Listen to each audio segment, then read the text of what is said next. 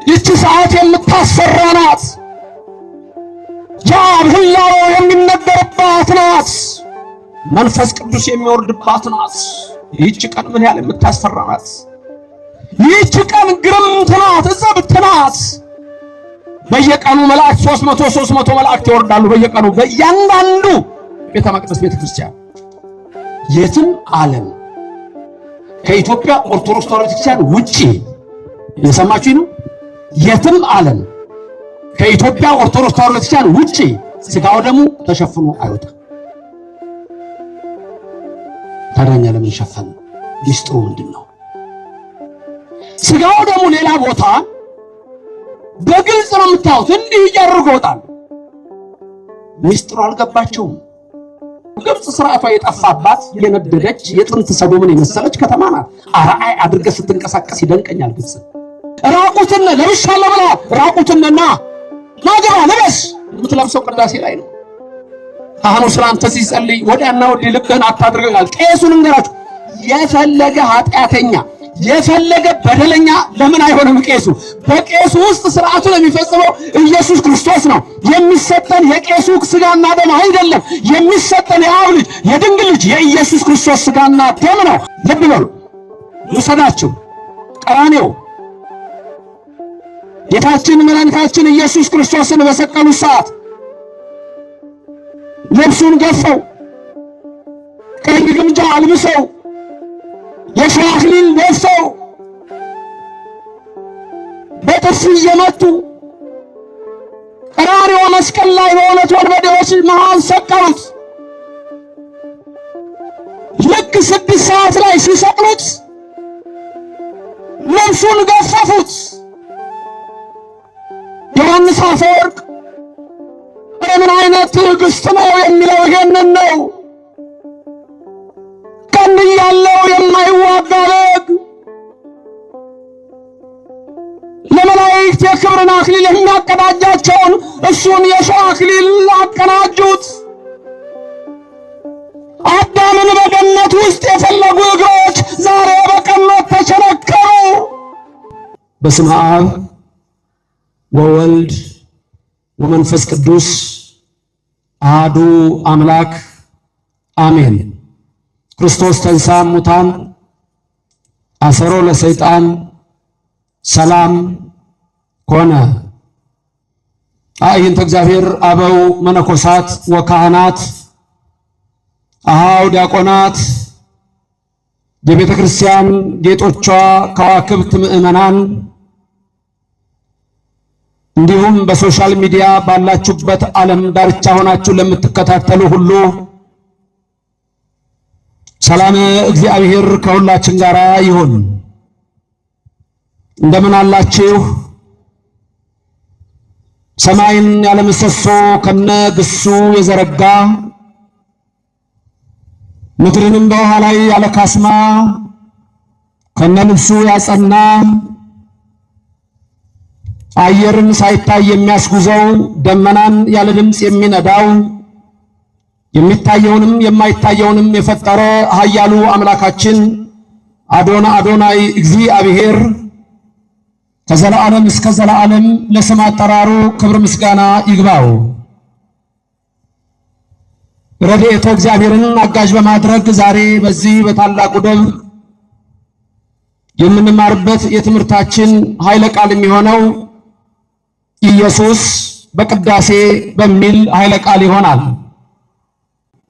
ይቃል የሚሰማችሁ ሁሉ ሐሳብ ሕሊናችሁ በሰማያት ይኑር። ያላችሁበትን ስፍራ ወቁ። የጽድቅንም ቃል ደስ የሚያሰኙ ጆሮች አድምጡ። አንድም እንኳ በዚህ ቅጽር የራሱን ወሬ የሚያወራ ሰው ከቶ አይሰማ። ምድርን ባያት ጊዜ እንድትንቀጠቀጥ ለሚያደርጋት ደሴቶችንም ለሚያቀልጠው ብርቱና ኃያል አምላክ ሁላችሁም ፊትለፊትም ያላችሁ በመኪና ውስጥም ያላችሁ የድምጽ የሚሰማችሁ ሁሉ ለኃያሉ እግዚአብሔር ልቡናችሁን አስማርኩ። ኢየሱስ በቅዳሴ ቅዳሴ ከሁሉም ጸሎቶች የበለጠ ጸሎት ነው። በቤተ ክርስቲያናችን ማህሌት አለ፣ በከበሮ በጸናጽል በመቋሚያ በዝማሬ የሚቀርብ ነው። ሰዓታት አለ፣ ያለ ከበሮ ያለ ጸናጽል የሚቀርብ ነው። በዓላት በሚሆኑበት ጊዜ የሚቀርበው ማህሌት ይባላል። በአጽዋማት ጊዜ ደግሞ በተለይ እንደ ፍልሰታ በሚሆንበት በሁዳዴ በእነዚህ ጊዜያቶች ደግሞ ሰዓታት ይቆማል። ከማህሌቱ ጋር አብሮ መዝሙር አለ። ድጓው በተለያየ ሁኔታ ይቀርባል። ከሁሉም ግን የሚበልጠው ቅዳሴ ነው። ቅዳሴ የማያስቀድስ ክርስቲያን ተብሎ ሊጠራ ከቶ አይቻልም። የታመመ ሰው እንኳ ቢሆን በጥንቱ በወሰካ በአልጋ አድርገው በገረገራ አምጥተው ያቁሙት ይባላል። በተለይ የልደት ቅዳሴ፣ የጥምቀት ቅዳሴ፣ የትንሣኤ ቅዳሴ ሌሊት ነው የሚቀደሰው። በእነዚህ ቀን እቤት ውስጥ ስራ በመስራት ላይ ለበዓሉ ካልሆነ በስተቀር አንድም ሰው በዚህ ቀን በቤቱ አይተኛም። ስለዚህ ሁሉም ኦርቶዶክሳዊ የተዋህዶ አማኝ ሊያውቀው የሚገባው ቅዳሴ የጸሎት ሁሉ ማሳረጊያ፣ ይልቁንም ትልቅ የሚያደርገው ኢየሱስ ክርስቶስ ቅዱስ ሥጋው የሚፈተትበት ክቡር ደሙ የሚቀዳበት ስለሆነ እጅግ በታላቅ ጥንቃቄ ቀሳውስት፣ ዲያቆናት፣ ምዕመናን ይህንን የቅዳሴ ሥርዓት ይካፈላሉ። ቅዳሴ በሶስት ወገን ይቀደሳል። በስንት ወገን? በሶስት ወገን። አንድ በካህናት ቀሳውስት፣ ሁለት በዲያቆናት፣ ሶስት በምዕመናን። ስለዚህ ትእዛዙ ምን ይላል? የቅዳሴ መጽሐፍ ላይ ስታዩ የመጀመሪያው ይካ ይላል። ይካ ባጭሩ የተጻፈው አብሪቬሽን ነው። ይካ ማለት ይበል ካህን ማለት ነው። ይካ ማለት ምን ማለት ነው? ይበል ካህን፣ ካህኑ ይሄንን ይበል ማለት ነው። ሁለተኛው ክፍል ወገን ዲያቆናት የሚቀድሱ ሲሆን ይዲ ይላል። ይዲ ማለት ደግሞ ይበል ዲያቆን ማለት ነው። ሶስተኛው ክፍል ይህ ይላል። ይህ የሚለው ክፍል ይበሉ ሕዝብ ወይም ይበል ሕዝብ ነው። ሕዝብን በአንድ ሲወስደው ይበሉ ሕዝብ ማለት ነው። ሕዝቡ ደግሞ ይሄንን ይበሉ። ስለዚህ በስንት ወገን ቅዳሴ ይቀደሳል? በሶስት። ቄሶች አይደለም የሚቀድሰው፣ ዲያቆኖች አይደለም የሚቀድሰው፣ ይበሉ ሕዝብ። ይህ እናንተም ቀዳሽ ናችሁ። ተመልከቱ፣ አንደኛ ቀዳሽ ናችሁ፣ መታችሁ ትቀድሳላችሁ። ተሰጥኦ ስትቀበሉ እኮ ትቀድሳላችሁ። አለቀ እኮ። ለምሳሌ ይዲ ይላል፣ ይበል ዲያቆን። ዲያቆኑ ምን ይላል? ተንስ ለጸሎት። አሁን እናንተ ምንድን ነው ያላችሁኝ? ዲያቆኑ ይበልዲ ምን አለ? ተንሶ ለጸሎት አለ። እናንተ ደግሞ ምን አላችሁ? እግዚኦ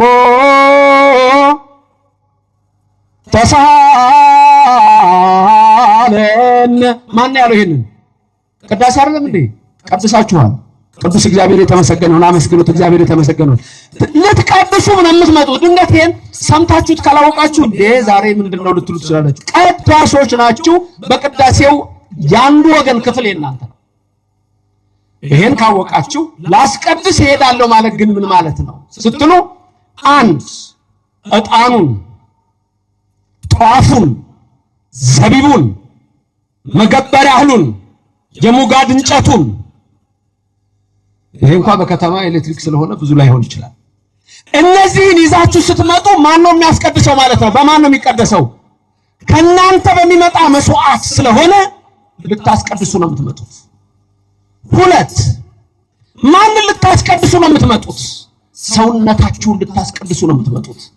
ወደ ቤተ መቅደስ ስትመጡ በተለይ ለቅዳሴ በምትመጡበት ሰዓት ሰውነት ይቀደሳል፣ ሰውነት ይለወጣል፣ ኃጢአት ይደመሰሳል፣ በደል ይደመሰሳል። ስለዚህ ላስቀድስ እመጣለሁ ማለት ይሄን ሰውነቴን ቅዱስ አደርጋለሁ ማለት ነው። እናንተ የእግዚአብሔር ታቦት ናችሁ፣ የመንፈስ ቅዱስ ማደሪያ ናችሁ ስለሚል በቅዳሴ ሰዓት ላይ የእግዚአብሔር መንፈስ በእናንተ ላይ ያድራል። ክብርና ምስጋና ለእግዚአብሔር ይድረሰው። አመስግኑ፣ ስሙ የተመሰገነ። ስለዚህ በሁለቱም መንገድ ትችላላችሁ።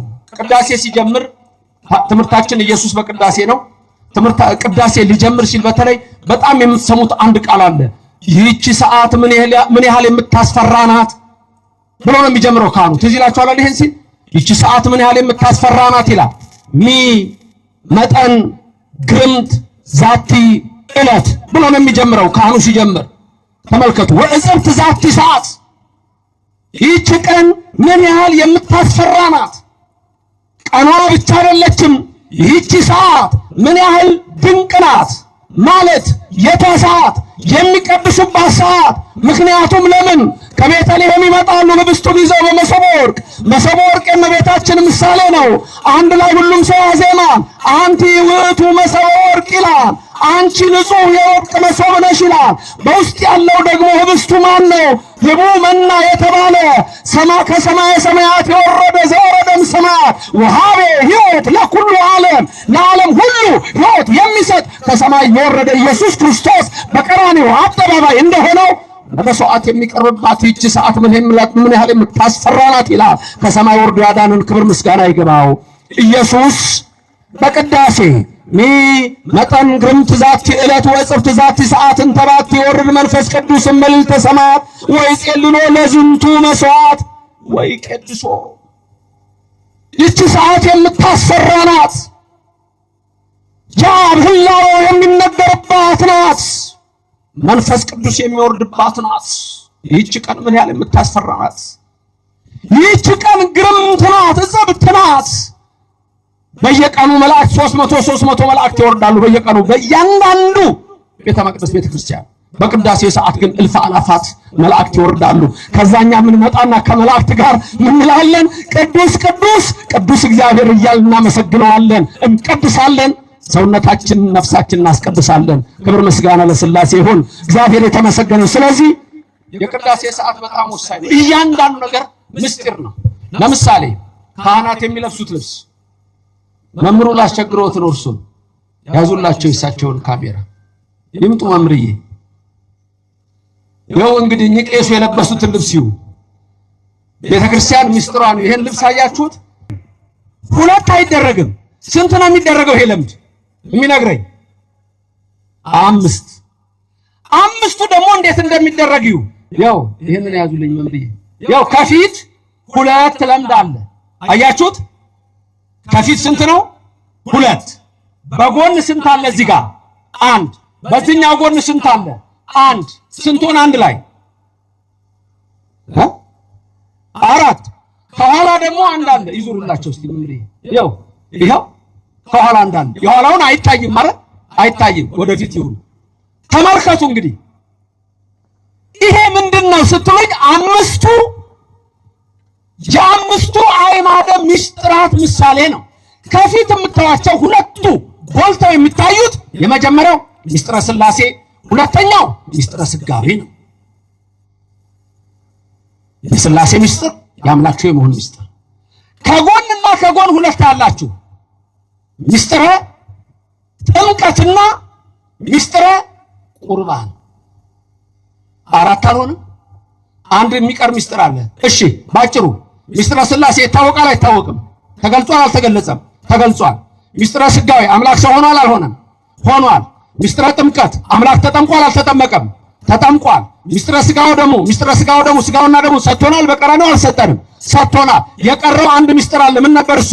ምስጢረ ትንሣኤ ሙታን። ገና ከኋላ አይደለም የሚመጣው? ከኋላ የሆነው ለዚህ ነው የማታዩት። ከኋላ ይመጣል ምስጢረ ትንሣኤ ሙታን። ወምርዬ ቀመጡ አይመሰገንም እንደ እግዚአብሔር ነው። ታውቁታላችሁ ይሄንን ነገር።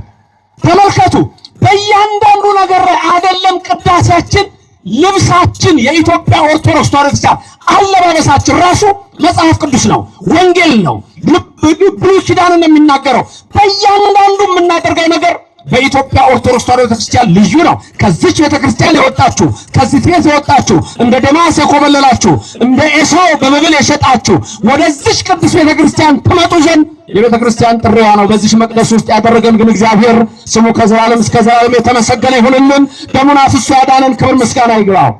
ስንት ምስጢራት ነበሩ? 5 ከሁለት ፊት ያየነው ሁለቱ ለምድ የምንና የምን ነው? ሥላሴና ሥጋዌ። ከጎንና ከጎን ምን እናየን? ጥምቀትና ቁርባን። ኋላ የሚመጣው የቀረው ምንድነው? ትንሣኤ ሙታን። ከኋላ ያለው ያንን የሚያሳይ ነው። ቄሱ የሚለብሰው እንደዚህ ነው። ዝም ብሎ አይደለም የሚደረገው። የሚቀድሱት ቄሶች ስንት ናቸው? ቁጥራቸው ብዙ አለ። ዋናው መሰረቱ ስንት ቄስ ነው የሚቀድሰው? 2። ስንት ዲያቆን ነው የሚሆነው? 3። ምንድነው? ደብረ ታቦር ነው። ማቴዎስ 17 ነው። የማቴዎስ ወንጌል ምዕራፍ 17 ላይ ጌታችን ኢየሱስ ክርስቶስ ክብር ይግባውና ከደቀ መዛሙርቱ 3ቱን ጴጥሮስን፣ ዮሐንስን፣ ያዕቆብን ይዟቸው ወደ ረጅም ተራራ ወጣ። ተራራው ላይ በወጣ ጊዜ 2 ሰዎች ከሰማይ ወረዱ። ማን ነበሩ? ሙሴና ኤልያስ ነበሩ። ሌላውን ምስጢር ለዛሬ እንተውና 2 ሽማግሌዎች መጡ፣ ሙሴና ኤልያስ። መሃል ላይ ማን ያለው? የናዝሬቱ ኢየሱስ ስሙ የተመሰገነ ይሁን። ማነው መሃል ላይ ያለው? ኢየሱስ ክርስቶስ አምላካችን። እሱ መሃል ነው። ጽላቱ መሃል ነው። ታቦቱ መሃል ነው። ዲያቆናት 3 ናቸው። ቄሶች 2 ናቸው። የደብረ ታቦር ተራራ ማለት የኢየሱስ ክርስቶስ አምላክነት የሚነገርበት ነው። ደብረ ታቦር ተራራ ማለት ጴጥሮስ ሊቀ ሐዋርያት ምን ነበር ያለው? በዚህ መኖር ለኛ መልካም ነው ነበር ያለው። ንገሩኝ ይህን ቃል። በዚህ መኖር ለኛ መልካም ነው። በየት መኖር? በኦርቶዶክስ እምነት በዚህ መኖር፣ በተዋህዶ እምነት በዚህ መኖር፣ በክርስትና እምነት በዚህ መኖር፣ በዚች ቤተክርስቲያን መኖር። ኢየሱስ በቅዳሴ ይሄ ነው የሚነገረው፣ ይሄ ነው አምላክነቱን የሚነገረው። መሃል በታቦቱ አለ፣ አድሮ የሚኖረው እሱ ነው። 2 ቄሶች የሙሴና የኤልያስ ምሳሌ ናቸው። 2 ሽማግሌዎች። 3 ዲያቆናት ደግሞ የጴጥሮስ የዮሐንስና የያዕቆብ ናቸው። ስለዚህ በእያንዳንዱ ነገር በኦርቶዶክስ ተዋሕዶ ቤተ ክርስቲያን ውስጥ የምናደርገው ነገር የሚያሳየን ይሄ አሁን የምላችሁ ምሳሌ ሌላው ዓለም ላይ የለም። ልብስም እንደፈለገው ነው የሚለበሰው። ትንሽ ካቶሊኮችን ካያችኋቸው 451 ላይ 5th ሴንቸሪ በጉባኤ ከልቄዶን ለሁለት ተከፋፍሎ የነበረው በዛ ሰዓት እንደ ሊዮ የሮማው ሊዮ የካቶሊክን እምነት በዛ ጊዜ ወደ 451 አካባቢ በተለይ 451 ላይ የካቶሊክም እምነት ሲጀምር ብዙ ሰዎች ካቶሊክ እምነት መጀመሪያን ስለሚሉ መጀመሪያ የተጀመረ ይመስላቸዋል። አይደለም። 5th ሴንቸሪ ላይ የተመሰረተው 451 ላይ ነው። ሊዮ ያንን ወስኖ ከነቅዱስ ዲዮስቆሮስ የተለየ ሐሳብ አምጥቶ ከዛ ሲወጡ አለባበሱን ግን ይዘው ተወጥተዋል። ስለዚህ እንደኛ እንደ ኢትዮጵያ ኦርቶዶክስ ተዋሕዶ ቤተክርስቲያን 5 ለምድ የትኛውም ዓለም ላይ አታገኙ። ይሄን የምታገኙት በኢትዮጵያ ኦርቶዶክስ ተዋሕዶ ቤተክርስቲያን ብቻ ነው። ክብርም ምስጋናም ለሥላሴ ይሁን። እያንዳንዱ ነገር ቅዳሴያችን፣ በነገራችን ላይ ቅዳሴያችን ላይ ነገረ መለኮት ነው። ሁሉ ነገር ነገረ መለኮት ነው። በቅዳሴ ሰዓት ለምሳሌ ቅዳሴ ላይ ገድል አናነብም፣ ቅዳሴ ላይ ድርሳን አናነብም። ቅዳሴ ላይ መጽሐፍ ቅዱስ 5 ጊዜ ይነበባል። መጽሐፍ ቅዱስ 5 ጊዜ ይነበባል። 1 በዜማ ከመዝሙረ ዳዊት ይነበባል። 1 2 ዲያቆኑ የመጀመሪያው ከጳውሎስ ያነባል። ሲያነብ ፊቱን ወዴት እንደሚዞር አይታችሁ ሆነ ሲዟዟሩ ዲያቆናቱ ዝም ብሎ እንዳይመስላችሁ፣ ቲያትር የሚሰራ እንዳይመስላችሁ። እያንዳንዱ ነገር ምሳሌ አለ። ለምሳሌ ገባሬ ሰናው ዲያቆን ሲያነብ ፊቱን ወደ ምዕራብ ያደርጋል። ምክንያቱም የጳውሎስ ሀገረ ስብከቱ በምዕራብ ነበር ይላችኋል። በእያንዳንዱ ምስጢር አለ። 3ኛ የሚነበበው ንፍቅ ዲያቆን ወይም ተጨማሪ ዲያቆን የሚያነበው ደግሞ እንደዚሁ ከመልእክታት አሉ እስከ ራእየ ዮሐንስ ድረስ። 4ኛ ደግሞ የሚነበበው ግብረ ሐዋርያት ነው። የሐዋርያት ሥራ ነው የሚነበበው። እሱን የሚያነበው ደግሞ ንፍቁ ተጨማሪው ቄስ ተራዳኢው ቄስ ነው። 5ኛ የሚነበበው ወንጌል ነው። ወንጌሉ ሲነበብ ከሱ ቀድሞ እንዳልኳችሁ ምስማኩ 5 ጊዜ ይሰበካል። 5ኛው ይደረባል።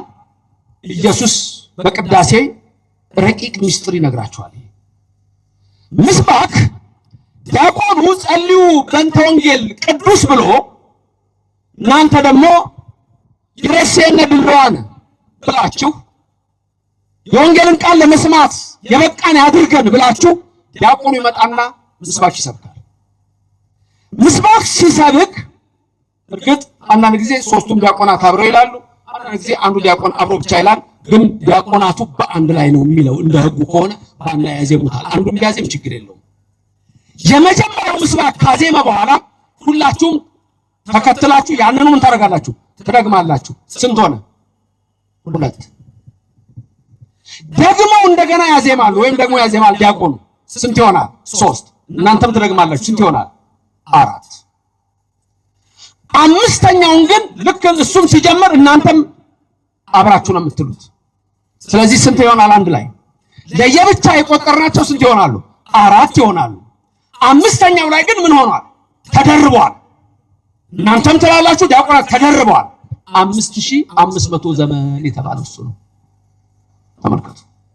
5 ጊዜ ተደርቦ 5500 ዘመን በሐሙስ ዕለት ወበመንፈቃ ለዕለት ተወለደ ወለት ተወለድከ የሚለውን በቀለሚንጦስ መጽሐፍ የተጻፈውን ጳውሎስ ሐዋርያ በገላትያ ምዕራፍ 4 ቁጥር 4 የዘመኑ ፍጻሜ በደረሰ ጊዜ ያለውን የዘመኑ ፍጻሜ 5500 ዘመን ሲፈጸም ማመጣ ከሰማይ ወልድ ወረደ፣ የድንግል ልጅ እኛን ሊያድን መጣ። ክብር ምስጋና ለእግዚአብሔር ይድረሰው፣ ስሙ የተመሰገነ ይሁን። ከዛ ልክ 5 ጊዜ ሰብኮ ዲያቆኑ ሁላችሁም በመጨከን ወንጌልን ስሙ ይላል። ተጨክኑ፣ ቁሙ ወአጽሙ፣ ቶሎ ቁሙ። የደከመ ላይ ሊቀመጥ ይችላል፣ በዛ ሰዓት ይቆማል። ቁሙ ወአጽሙ፣ በደንብ ስሙ። ስሙ አይደለም ወአጽሙ። አጽሙ የሚለው የግዕዝ ቃል በደንብ መስማትን፣ ዝም ብሎ መስማትን አለ፣ በደንብ መስማትን የሚያሳይ ነው። ከዛ ሃሌሉያ ብሎ በዜማ ይላል። ልክ ያን ሲል ቄሱ ወንጌሉን ይዞ ብቅ ይላል።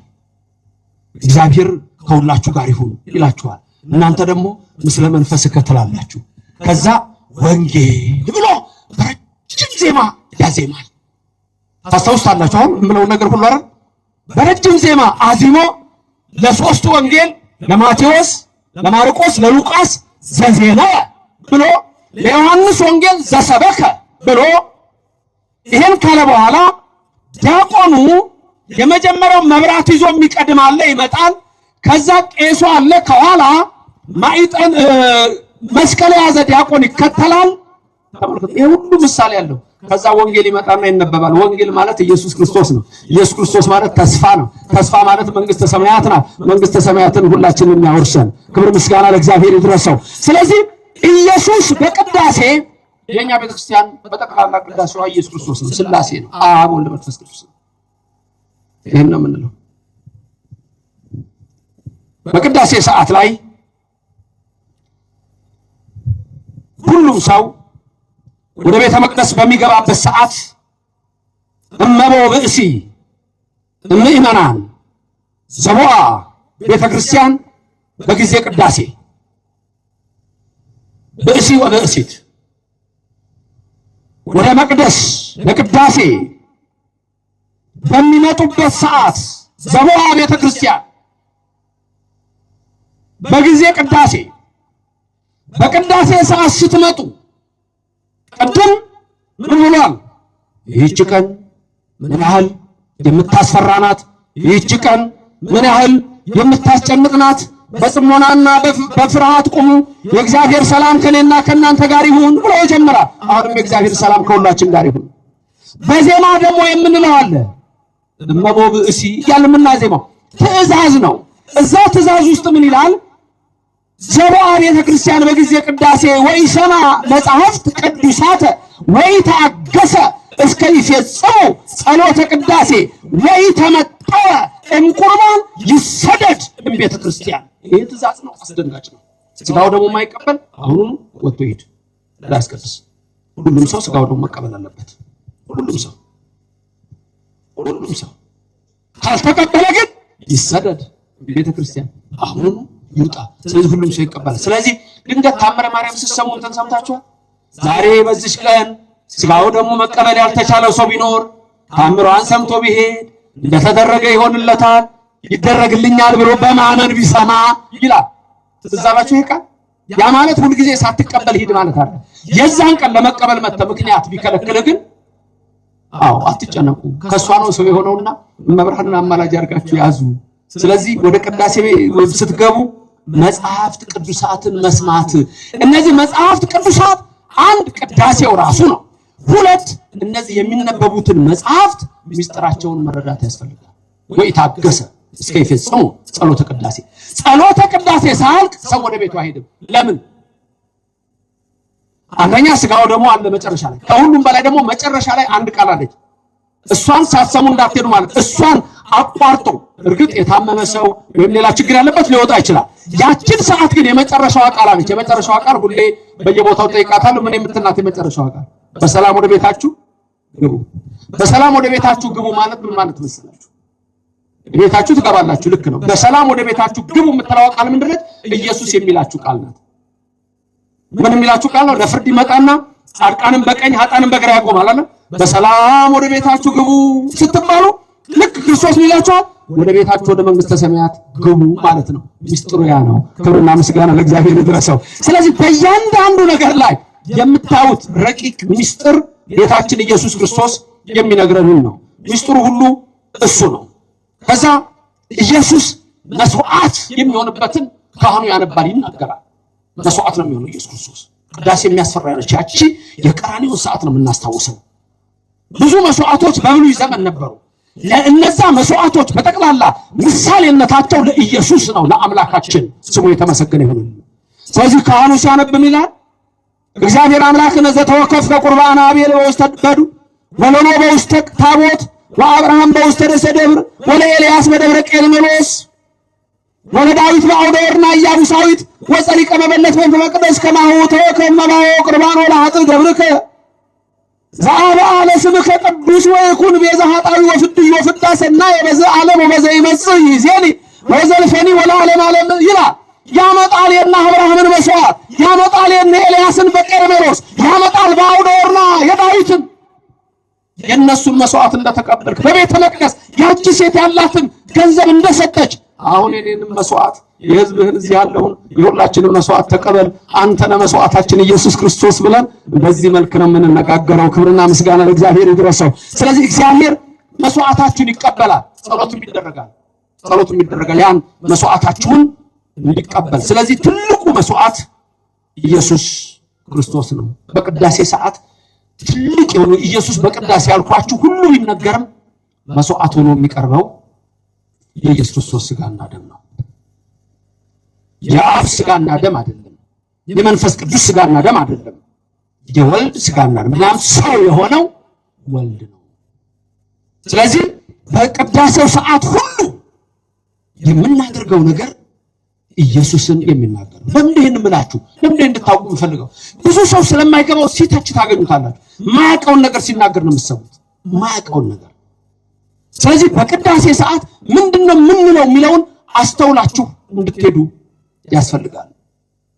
ምንናገረው በጠቅላላ የአምላካችንን የኢየሱስ ክርስቶስን ስጋና ደም በቀራንዮ አደባባይ የሆነው ነው።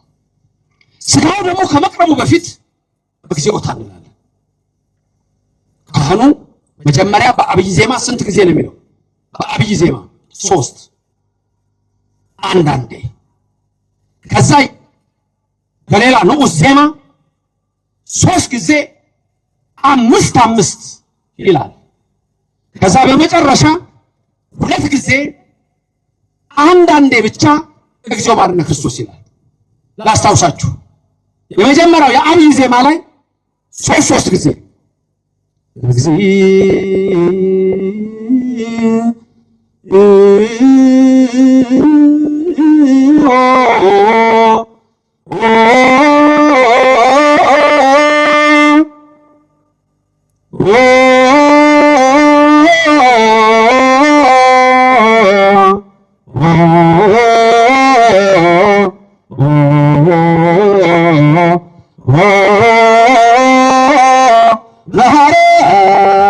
ክርስቶስ።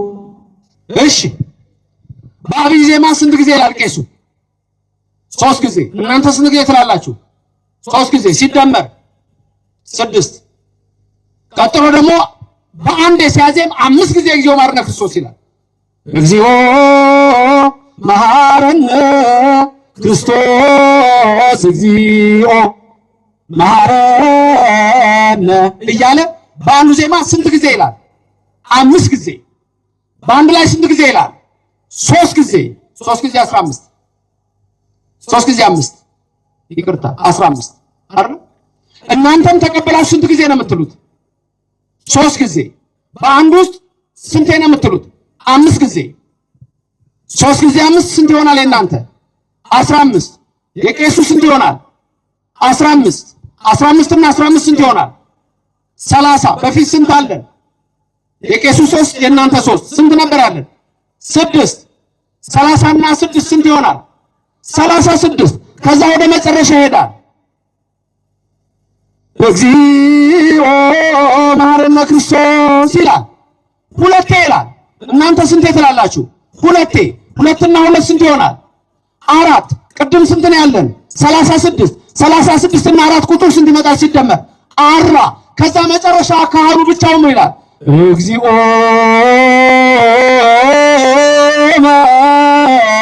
መሐረነ ክርስቶስ ይላል። እሱን ትላላችሁ እናንተ? አትሉ። 40 እና ቄሱ አንዷ 41። እግዚኦ ሲባል ሌላ ምን ይባላል? ምን ይደረጋል? ዝም ብላችሁ ነው ሲሉ ምን የምትሰሙት ነገር አለ? ሌላ የምትሰሙት ነገር አለ? ምን ሰማላችሁ? መረዋ ቃጭል አስቡ። እግዚኦ ታላለም በይበልጥ እሱ የሚደረገው። ከዛ የውጭው ደራሽ ይጮሃል። የመላእክት ለቅሶ፣ የዮሐንስ ወንጌላዊ ለቅሶ፣ የድንግል ማርያም ለቅሶ ምሳሌ ነው። ያ መረዋ ቅጭል ቅጭል የለቅሶ ነው። የመላእክት እንባ፣ የእመቤታችን እንባ፣ የዮሐንስ ወንጌላዊ እንባ፣ የሚወዱት ሁሉ ያለቀሱለት። ዮሐንስ አፈወርቅ ሲቀደስ ዮሐንስ አፈወርቅ ላይ የምትወዱት ሰዎች አልቅሱለት የሚል ሰምታችኋል? ከዛ ካህኑ የያለ አማኑኤል አምላክነ ክርስቶስ ንጉሥነ እያለ የሚያዘምበት አለ። ኢየሱስ መድኃኒነ የሚልበት የምትሰሙት የመረዋው ድምፅ ኢየሱስ ሲሰቀል የነበረ ድምፅ ነው። 41 የሆነበት ምክንያት ጌታችን ኢየሱስ ክርስቶስን ስንት ነበር የፈረዱበት የጅራፍ ፍርድ? 41። 6666 ጊዜ ይግረፉት እንጂ የፈረዱበት ስንት ጊዜ ነው? 41። አትርፈው ማድረጋቸው። የምትቀድሱት አብራችሁ ይሄን ነው። ቄሱም ይቀድሳል፣ እናንተም ትቀድሳላችሁ። በተገረፈ ቁስሉ ኃጢአታችን የደመሰሰ አምላካችን ኢየሱስ ክርስቶስ ክብር ምስጋና ይግባው። በእያንዳንዷ ነገር የምታደርጉት ነገር ተመልከቱ። ይሄንን ነው። ከዚህ ቤት ወጥተው ወዴት ነው የምትሄደው? ኢየሱስ ሌላ ቦታ አለ? የኤማውስ መንገደኞች ትልቁ ችግራቸው ምን ነበረ? ኢየሱስ የሚነሳው ኢየሩሳሌም ነው፣ የሞተው ኢየሩሳሌም ነው፣ የተሰቀለው ኢየሩሳሌም ነው፣ የተቀበረው ኢየሩሳሌም ነው፣ የሚነሳው ኢየሩሳሌም ነው። እነሱ ግን ወደ ኤማውስ የ8 ሰዓት መንገድ ሄደዋል። ምን ሊያደርጉ ነው የሚሄዱት? ኦርቶዶክሳዊ የቀደመ ፍቅርህን ትተሃል ይላል ዮሐንስ ባሕራዩ። የቀደመ ፍቅርህን ትተሃል። ወዴት እንደወደቅ ካስብ ራቁትን ለብሻለሁ ብለሃል። ራቁትን ና ግባ ልበስ የምትለብሰው ቅዳሴ ላይ ነው። ካህኑ ስላንተ ሲጸልይ ወዲያና ወዲህ ልብህን አታድርጋል። ቄሱን እንገራችሁ፣ የፈለገ ኃጢአተኛ የፈለገ በደለኛ ለምን አይሆንም? ቄሱ በቄሱ ውስጥ ስርዓቱን የሚፈጽመው ኢየሱስ ክርስቶስ ነው። የሚሰጠን የቄሱ ስጋና ደም አይደለም። የሚሰጠን የአብ ልጅ የድንግል ልጅ የኢየሱስ ክርስቶስ ስጋና ደም ነው። ክብርና ምስጋና ለእግዚአብሔር ይድረሰው፣ ስሙ የተመሰገነ ይሁንልን። መልካም። ኢየሱስ በቅዳሴ ትምህርቴን እያጠቃለልኩ ነው። ኢየሱስ በቅዳሴ እግዚኦታ ካልን በኋላ ወዲያው ካህኑ ያሳርግና ወዴት ነው የሚኬደው? ወደ ቁርባን። በቃ ይሄ ነው ቅዳሴውን ትልቅ የሚያደርገው። ከዛ ምን ተወረደ ይባላል። ምን ያክሰዋል? ይሄን ካህናቱ ከውስጥ ስጋውና ደሙን ይዘው ሲመጡ ህዝቡ ደግሞ ከዛ ሆኖ ምን ተወረደ ነው የሚባለው። ሰምታችሁ ታውቃላችሁ? ድርገት ሲወርድ የሚላል አለ ብዙ ድርገት ሲወርድ። ድርገታት የሚለው ራሱን የቻለ ሌላ ምስጢር አለው። ስለ ፈለከ ፈለካት ስናነሳ ነው። ስለ እመቀነቃት ስናነሳ ነው። ስለ መዋረ ከዋክብት ስለ ሙጽአ ነፋሳት ስናነሳ ነው። ድርገታት የምንላቸው ስለ መላእክት ስናነሳ በእርግጥ ሚስጥሩ አንድ ነው። በሰማይ ያሉ መላእክት ድርገታት የሚላቸው አሉ። መኳንንት ስልጣናት የሚባሉ በላይ ያሉ አሉ። የመላእክትን አንድነት የሚያሳይ ነው። ስጋው ደግሞ ሲወጣ ልብ በሉ፣ ተሸፍኖ ነው የሚወጣው ወይስ በግልጥ ነው እንደዚህ የሚወጣው? ምን ሆኖ ነው የሚወጣው? ምንም ማቃለ እንዴ ነው ተሸፍኖ።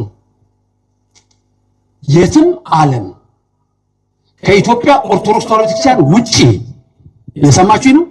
የትም ዓለም ከኢትዮጵያ ኦርቶዶክስ ተዋሕዶ ቤተክርስቲያን ውጪ ስጋው ደግሞ ተሸፍኖ አይወጣም። ታዲያ ለምን ሸፈነ? ሚስጥሩ ምንድነው? እህት አብያተ ክርስቲያናት የሚባሉት እነ ግብጽ እንኳን አይሸፍኑም። ግብጽ ስርዓቷ የጠፋባት የነደደች የጥንት ሰዶምን የመሰለች ከተማ ናት። አርአይ አድርገህ ስትንቀሳቀስ ይደንቀኛል ግብጽ። ያኔ እኮ ግብጽ ብለን በቅዳሴውም ስርዓተ ግብጽ የምንለው እኮ ጥንት በነበራት ነው እንጂ ዛሬ ባላት አይደለም። ከካቶሊክ ጋር ተጋብታለች። የጥንቱ ተረስቷል፣ ተዘንግቷል። የቀደመው ክብር የለም። ብዙ ቅዱሳት ገዳማት አሉ፣ እንሳለማቸዋለን። ከዛም ያሉ አባቶች በረከታቸው ይድረሳል። ከዛ ውጭ ግን ለኢትዮጵያ ቤተክርስቲያን ፍጹም አብነት ሆና የግብጽ ቤተክርስቲያን አትነገርም። ስጋው ደግሞ ሌላ ቦታ በግልጽ ነው የምታዩት። እንዲህ እያደረጉ ይወጣሉ። ሚስጥሩ አልገባቸውም። ኢየሱስ በቅዳሴ ስንልኛ ኢየሱስን ነው የምንሰብከው። ልብ በሉ፣ ካህናቱ ሲወጡ ስጋው ደግሞ ይዘው ዲያቆናቱም አብረው ልክ ሲወጡ እናንተ ምን እንደምታረጉት የመጀመሪያ ልክ ስጋው ደግሞ ሲወጣ ምን እንደምታረጉት እንጨት እንደዋጠ ቀጥ ነው የምትለው ሰግዳላችሁ። ሁሉም ሰው አይደል ልክ ሲዳወን ዳውን ሲጮህ ስጋው ደግሞ ሲወጣ ሁሉም ሰው ምን ይሆናል? ድፍት ይላል። ከውስጥ በአማረ ልብሳቸው ካህናትና ዲያቆናት ይወጣሉ። ሲወጣ ስጋው ደግሞ ተሸፍኖ ከብሮ ነው። ልዩነትን ኦርቶዶክሳዊ ከሌላው ጋር በሌላው አዳራሽ ጭራሽ መታሰቢያንም የሚባለው እንጂ ስጋው አማናዊ ደሙ አማናዊ ተብሎ አይደለም። ልብ በሉ፣ ልውሰዳችሁ። ቀራንዮ ጌታችን መድኃኒታችን ኢየሱስ ክርስቶስን በሰቀሉ ሰዓት ልብሱን ገፈው ቀይ ግምጃ አልብሰው የሾህ አክሊል ደፍተው በጥፊ እየመቱ ቀራንዮ መስቀል ላይ በእውነት ወንበዴዎች መሃል ሰቀሉት። ልክ 6 ሰዓት ላይ ሲሰቅሉት ልብሱን ገፈፉት። ዮሐንስ አፈወርቅ ምን አይነት ትዕግስት ነው የሚለው ይሄንን ነው። ቀንድ ያለው የማይዋጋ በግ ለመላእክት የክብርን አክሊል የሚያቀዳጃቸውን እሱን የሾህ አክሊል አቀናጁት። አዳምን በገነት ውስጥ የፈለጉ እግሮች ዛሬ በቀኖት ተቸነከሩ። አዳምን የሰሩ እጆች ዛሬ በመስቀል ተቸነከሩ እያለ የሚያደንቀው ይሄንን ነው። 6 ሰዓት ላይ ክፎች አይሁድ ልብሱን ገፈፉት፣ እርቃኑን ሊሰቅሉት። ልክ ልብሱን ሲገፉት ግን የአምላክ እርቃን አልታየም። አንድ ድንቅ ተአምር ተደረገ። ፀሐይ ወዲያው ጨለመች፣ ጨረቃ ደም መሰለች፣ ከዋክብት በጠቅላላ ወደ ምድር ረገፉ ይላል።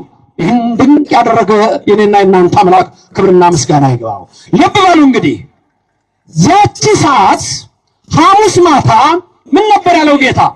ይሄ ስጋዬ ነው ነገ የሚሰቀለው ለአዲስ ኪዳን ስርየት፣ ይሄ ደሜ ነው ነገ የሚፈሰው ለአዲስ ኪዳን ስርየት፣ ከዚህ ብሉ ከዚህ ጠጡ አለ። ስለዚህ ያቺ ሰዓት ምንድናት? ከቀኑ 6 ሰዓት ናት። ጌታ ሲሰቀል ልብሱን ሲገፉት ፀሐይ ምን ሆነች?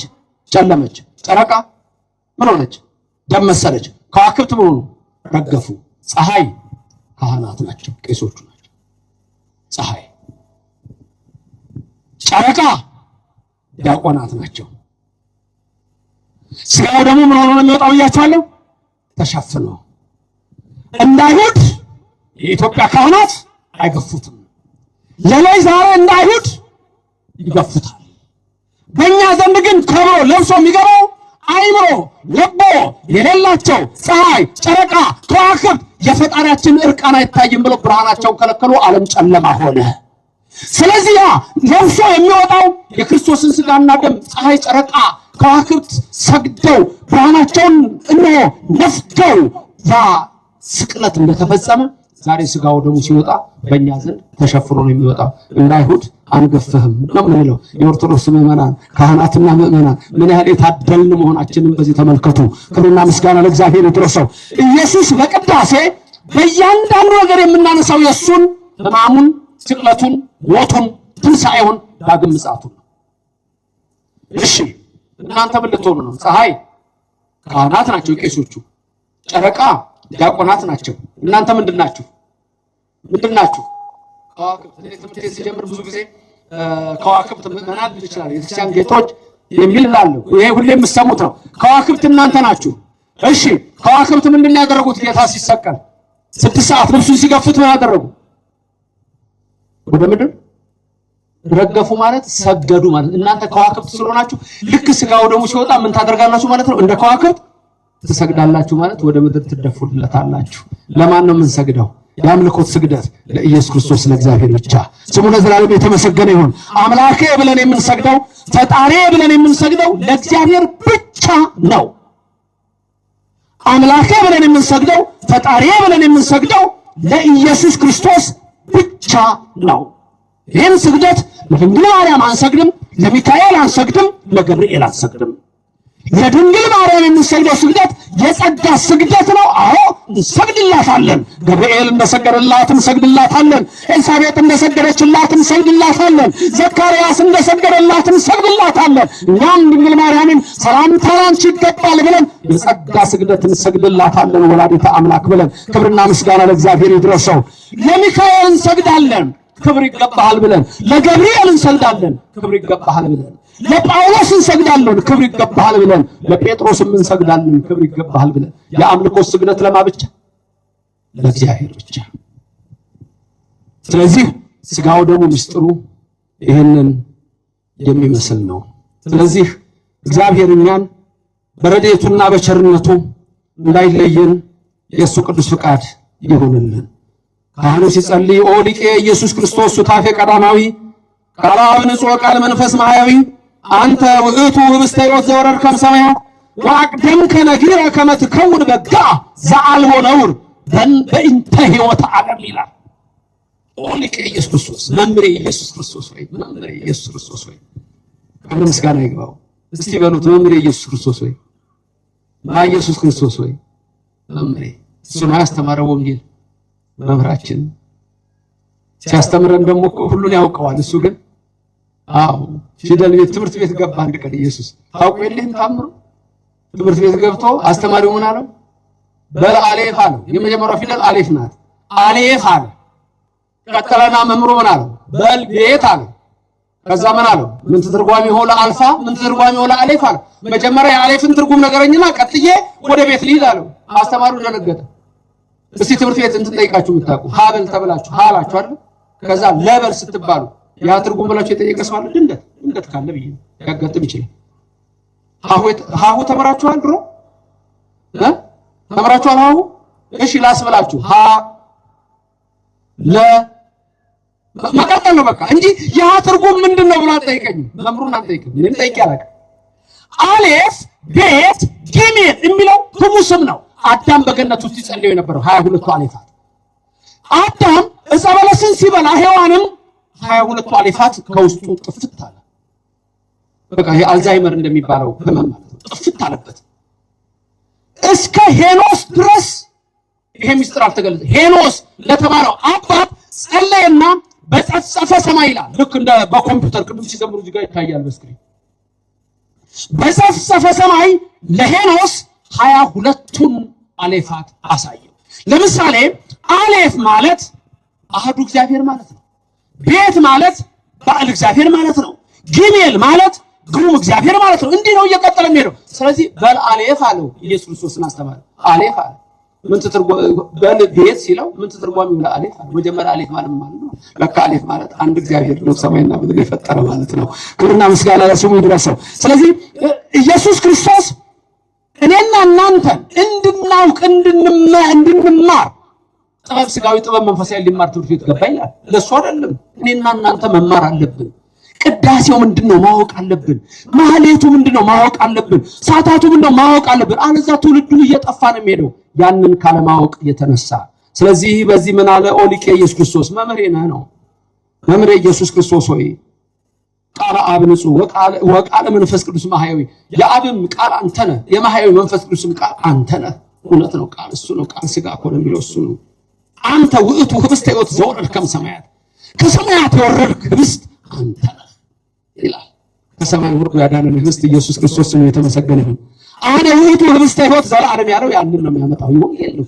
ቅዳሴው ወንጌል ነው ቅዳሴው ኢየሱስ ነው ወአቅደም ከነጊረ ከመትከውን በጋ አስቀድሞ የተናገረ ኢየሱስ ክርስቶስ ድንግል ማርያም ስትወልደው ይመጣ አይደለም አስቀድሞ በነቢያቱ ሁሉ የተናገረው እሱ ነው ዕብራውያን ምዕራፍ 1 ቁጥር 1 ላይ አስቀድሞ ለአባቶቻችን በነቢያት ነገረና በኋላ ራሱ ነገረን ይላል ዘአቅደም ከነጊረ ከመትከውን በጋ በግ መስዋዕት እንደምትሆን የነገርከን አንተ ነህ ይላል ለአብርሃም የነገረው እሱ ነው በቀራንዮ አደባባይ ላይ እኮ በሞሪያ ተራራ አብርሃም ልጁ ይስሐቅን ሲል ያን በግ ያሳየው እኮ አለ በግ ነው ወበጉ ለእግዚአብሔር ዘአትት ኃጢአት ዓለም ያለው ዮሐንስ መጥምቅ እኮ ይሄንን ነው ከመትከውን በጋ ደግሞ ዝም ብሎ በግ አይደለም ዘአልቦ ነውር ነው ነውር የሌለበት ንጹህ ነው ኢየሱስ ክርስቶስ መርገመ ሥጋ መርገመ ነፍስን የሚያጠፋ እንኳን እሱ እናቱ ድንግል ማርያም መርገመ ሥጋ መርገመ ነፍስ የለባትም በረከተ ሥጋ በረከተ ነፍስን የምታሰጥ ንጽሕት ቅድስት ምልዕት ክብርት ናት ክብርና ምስጋና ለዘላለም ለእግዚአብሔር ይድረሰው